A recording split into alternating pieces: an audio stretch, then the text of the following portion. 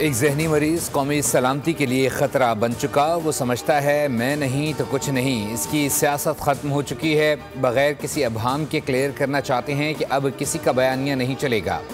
DGSPR lieutenant general Ahmad शरीफ चौधरी ने बानी PTI को जहनी मरीज करार दे दिया।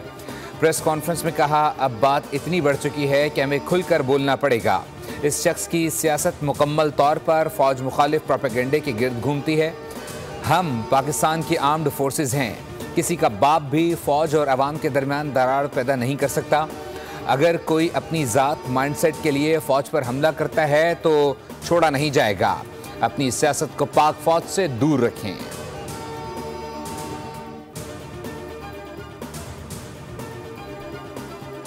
हम कहीं नहीं जा रहे, हक पर हैं और हक पर ही रहेंगे। फ़ौज रियासत का एक इदारा है। हमने सिक्योरिटी से मुताल्लिक अपना काम करना है। ये समझते हैं कि हम पाकिस्तान के अवाम को बेवकूफ़ बना सकते हैं। उन्होंने अवाम को बताया था कि मुल्क डिफ़ॉल्ट कर जाएगा। क्या मुल्क डिफ़ॉल्ट हुआ? उन्होंने कहा, फ़ौज लड़ नहीं सकती, लड़कर दिखाया गया।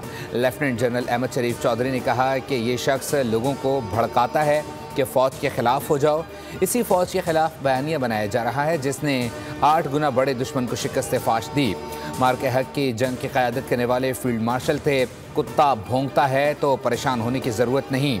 6 और 7 मई को ये जहनी मरीज़ होता तो कशकोल लेकर कहता कि बातचीत से मसला हल कर लेते हैं। भीख से सिक्योरिटी नहीं मिलती। अगर मिलती तो आज लीबिया और गज़ा का ये हाल ना होता। तुम्हारे पास एक सूबे की हुकूमत है, इस पर बात क्यों नहीं करते? गवर्नर राज का फैसला हुकूमत करेगी। फ़ौज का इससे कोई लेना देना नहीं।